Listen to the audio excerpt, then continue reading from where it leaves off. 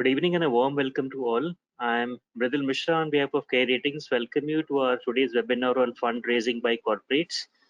We sincerely appreciate your time in joining us for this webinar. Our speakers for today is Kavita, Chacko, Senior Economist at Care Ratings. Along with her, we have Sushant, Hede, Associate Economist at Care Ratings, both based out of a Mumbai office. Please be informed we'll be having a Q&A session at the end of the panel discussion. In case of any queries, you are please requested to key in your questions. Now, may I request Kavita to take over the proceedings, please?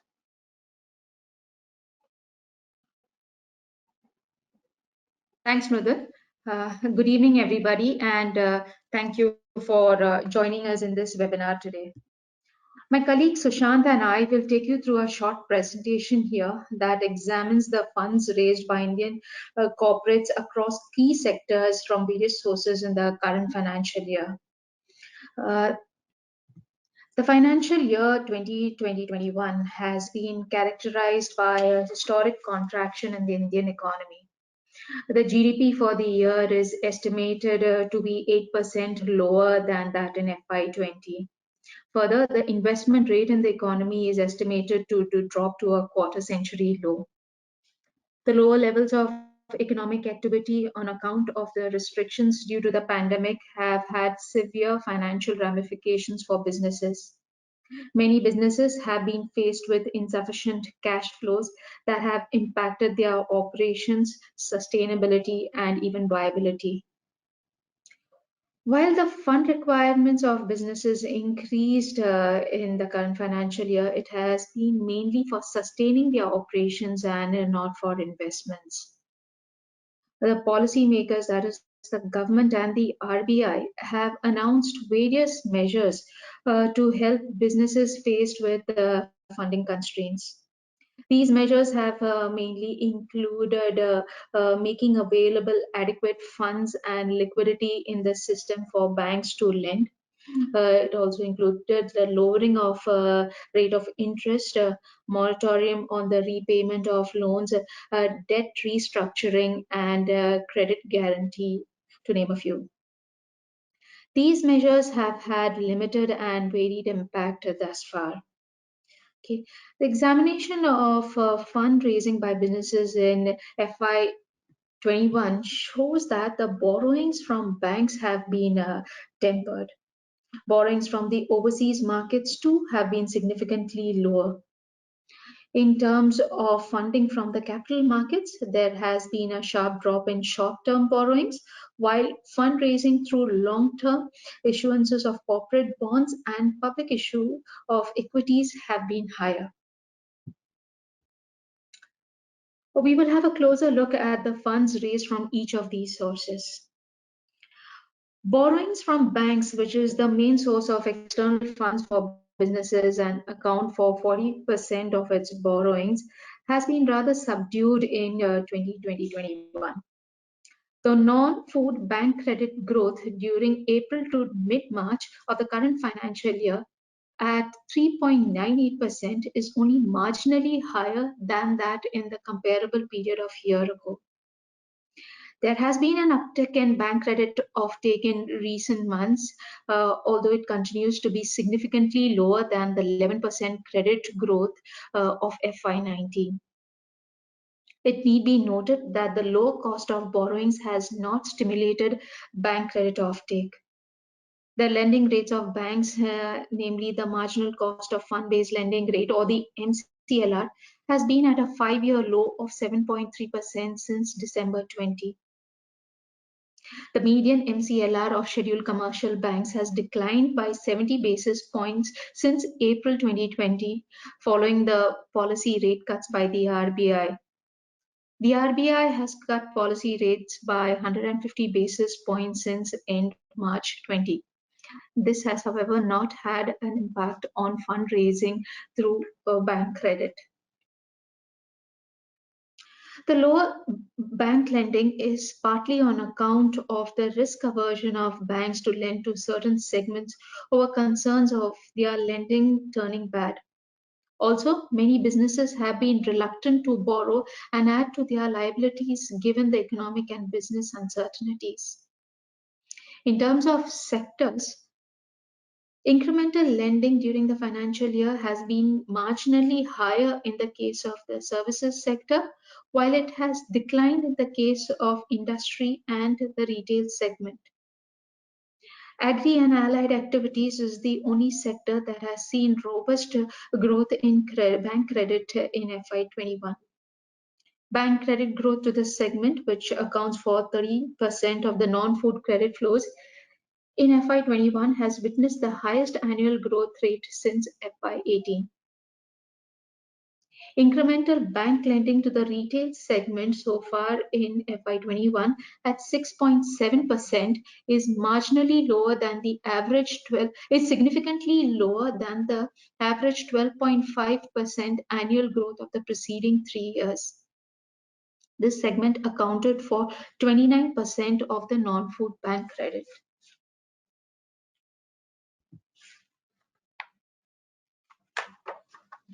Credit offtake by the services sector, which has a 28% share in non-food bank credit, has grown by nearly 2% over the less than 1% growth of FY20. Lending to the industrial sector has declined further in FY20. The segment, which accounts for 30% of the non-food bank credit offtake, has contracted by 4.3% over the negative 2% growth of year ago. In terms of bank borrowing by industry, the large enterprises accounted for the largest share of over 80%. Credit offtake by them, however, has been 6% lower than year ago. On the other hand, incremental credit offtake by the medium-sized enterprises has seen a notable growth of 25% in FY21. This can be credited to the central government's credit guarantee support provided to these enterprises. There has been a fairly broad-based decline in incremental credit growth across industries in the current financial year. Among the major industries, only textiles, roads, and certain infra segments have witnessed a growth in bank credit offtake when compared with the preceding years. In the services segment, transport and trade have seen a sharp annual increase of 8% in bank borrowings in FY21, while that by NBFCs have contracted by 2% in the current financial year. Coming to overseas borrowings, here too we have seen that there has been a decline in borrowings in FY21. The ECB registrations for the year has been the lowest in 3 years.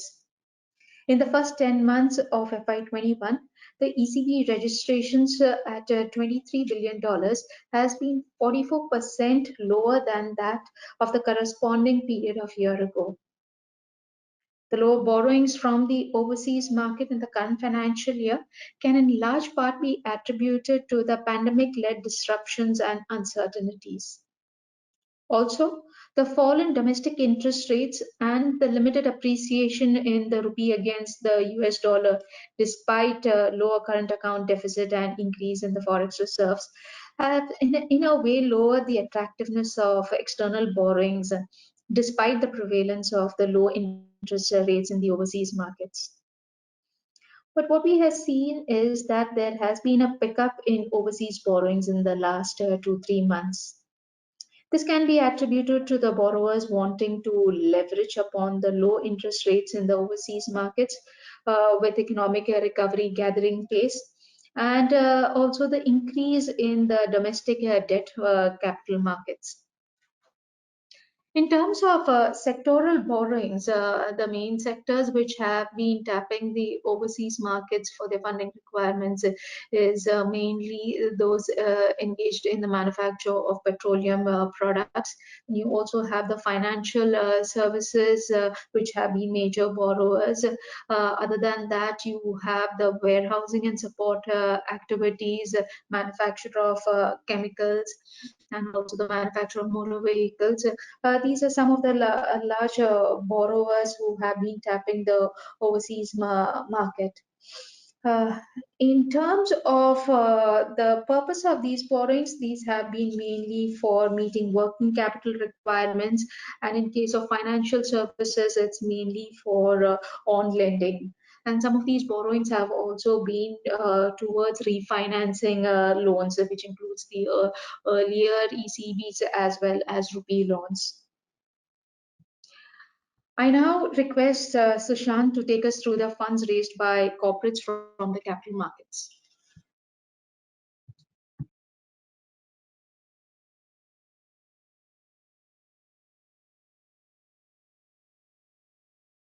Thank you so much, Kavita ma'am. We now look at the corporate bond market. Corporate bond issuances in FY21 have aggregated rupees 7.1 lakh crores so far till March 22nd, which is 2.6% more than the previous year. The uptick in issuances during this fiscal has been led by the banking and the telecom sector. Corporate bond issuances in the first half of FY21 have been much more than the second half of the fiscal on account of liquidity injection measures undertaken by the RBI and efforts taken by companies to prepare their balance sheets in order to weather the economic uncertainties led by the pandemic. Seven sectors, as you can see on your screen, namely banking and term lending, NBFCs and HFCs, roads, power, oil exploration, housing and real estate, telecom and steel sector have accounted for almost 90% of the issuances during the current fiscal. The financial sector entities account for almost two-thirds of the total issuances during the year.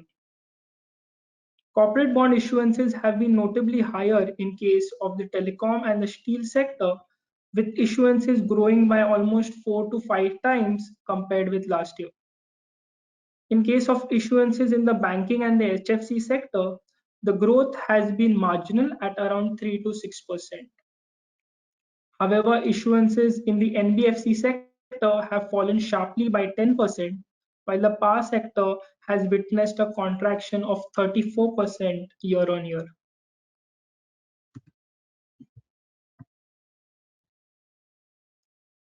In terms of cost of borrowings, the corporate bond market yields in the primary market has registered a notable decline to 6.9% in FY21 as against 8.2% in FY20. There has been a broad-based decline across these seven sectors, which, as mentioned earlier, account for 90% of the total issuances. The fall in the bond market yields can be ascribed to the reduction in the policy rates by the RBI and sustained period of liquidity support and accommodative monetary policy stance since the outbreak of the pandemic. In terms of ratings, the issuances in the AAA category accounts for a little more than three-fourths of the total issuances during the year, and this has been at a weighted average yield of 6.49%. Issuances in the AAA, AA, and A category have accounted for almost 99% of total issuances during the year.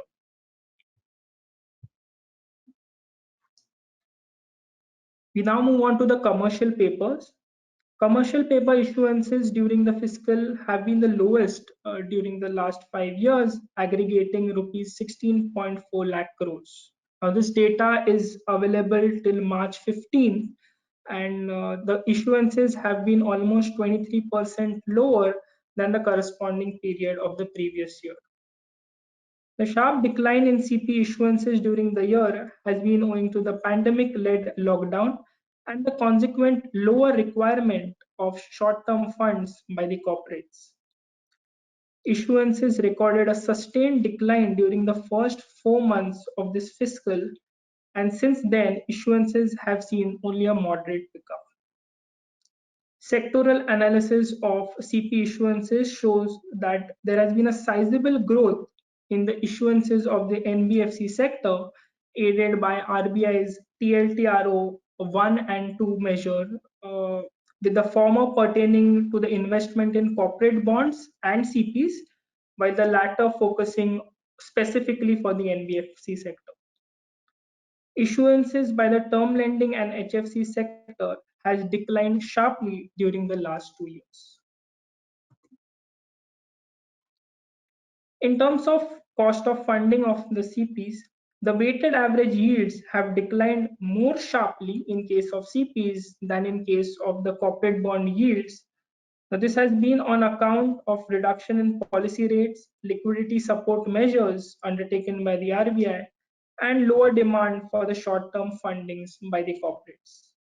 Almost 100% of the issuances during the current fiscal has been in the A1 plus category, which has the highest credit safety. Moving on to equity issuances during the current fiscal have been upbeat and have been amongst the highest during the last 6 years. The strong activities in the equity market during the year has been even when the COVID-19 pandemic has hurt investor sentiments during the first half of the fiscal. Data from SEBI till January 2021 shows that equity issuances have totaled around 97,000 crores, which is close to the equity issuances seen in FY18, which was around 1 lakh crores. The equity issuances considered here include initial public offer, FPOs, and right issuances. However, it is important to note that issuances during the year, there are two issuances during the year which account for almost 70% of the total issuances. In the month of February and March 2021, there are a number of companies which have planned IPOs, which a few of them are the Railtel, Indigo Paints, East My Trip, Kalyan Jewelers, Barbecue Nations, to name a few. There has been a recent spike in global bond yields, which have been led by an uptick in the US Treasury yields. The 10-year benchmark US Treasury yields have spiked by almost 66 bips, that is from 1.08 on the 1st of February to 1.74 as of March 29. This movement can be ascribed to the sell-off in the bond markets on expectations of sharp recovery in the US economy on the back of notable government stimulus and mass vaccination drives, and also prospects of inflationary concerns in the near term as projected by the US Federal Reserve. During the same period, the 10-year benchmark GSEC yields in India have increased from 6.06% and have peaked to 6.25 in the early parts of March and have later on eased to 6.12 as of March 26. There have been a number of reasons for this uptick in case of India, which includes a large government market borrowing program that is for both the central and the state government for not only the 2 months of FY21 but also FY22. Second, there has been limited demand seen from the investors, and this has been reflected from the devolution of the investor bids to the primary dealers in the month of March 2021. Thirdly, GSEC yields have also tracked the pickup seen in the US Treasury yields. The implication of this rise in yields is likely to raise the cost of borrowings for the companies and would further weigh on the investment plans of the businesses, coupled with lower spending. This could further delay the revival in the investment scenario in the economy. There has also been a tightening of global financial conditions, which have led to a rising sovereign bond yields.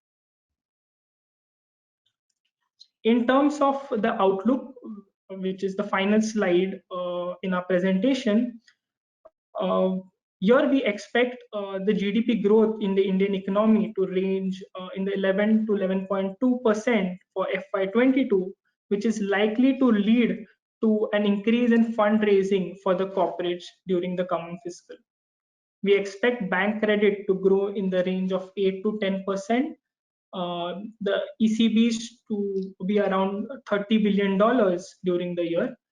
Corporate bond issuances in the range of 7 to 7.5 lakh crores, and commercial paper issuances to be around 20 lakh crores during the coming fiscal. Thank you.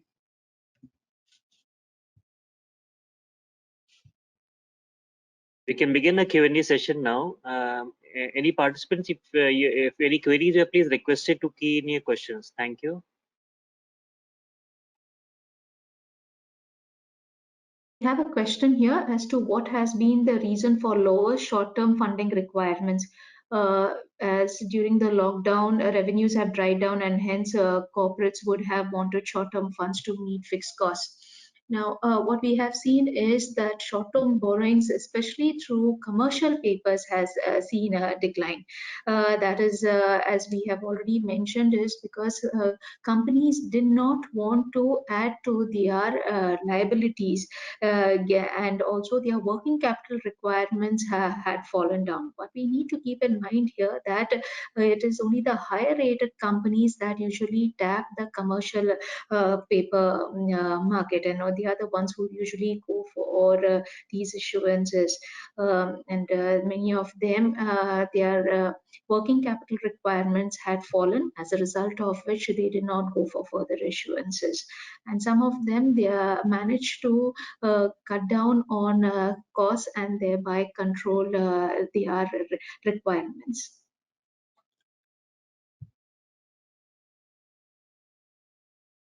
We have another question on what do we expect in terms of RBI's policy action.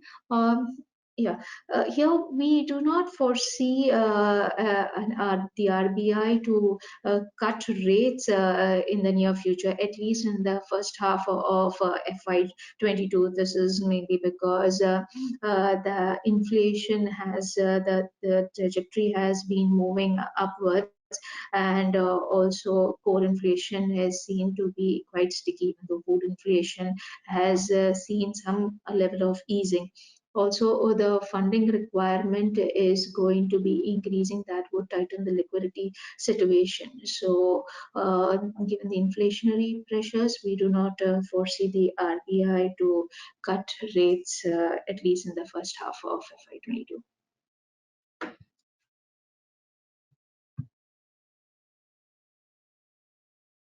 There's a question on how do we see the bond yields going forward, and that bond yields have been scaring all the markets. Yeah, liquidity conditions have been tightening. Global financial conditions are also tightening, and given that there is a expectation of a sharp pickup in economic growth, investors have been moving away to other riskier asset classes and away from bonds. And we need to keep in mind that the sharp decline in bond yields, which we saw for much of 2020, was mainly driven by the safe haven demand in the markets, as well as the support from a loose monetary policy of central banks.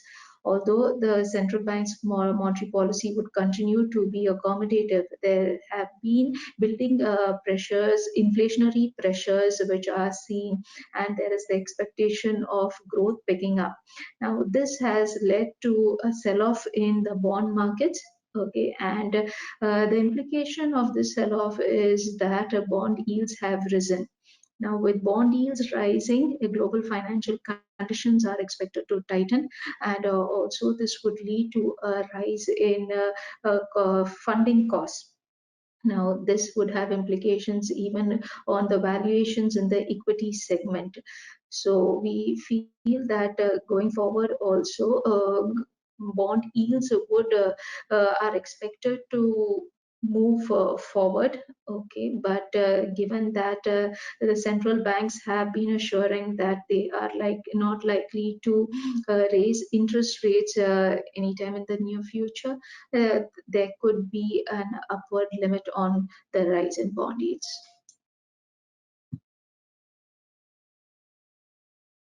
we have received a few more questions. As we are running short of time, we will take these questions individually and we will mail our responses. Yeah. Thank Okay, you sure. for. Thanks, Kavita. Thanks, participants, for taking your time out and being a part of this Care Ratings webinar. For the unanswered queries, we have received the queries and we'll try to respond individually, as Kavita has said. For any feedback or suggestions also, you are most welcome to write to us in the comment box, which will be coming no sooner the webinar ends. Thank you and goodbye for now.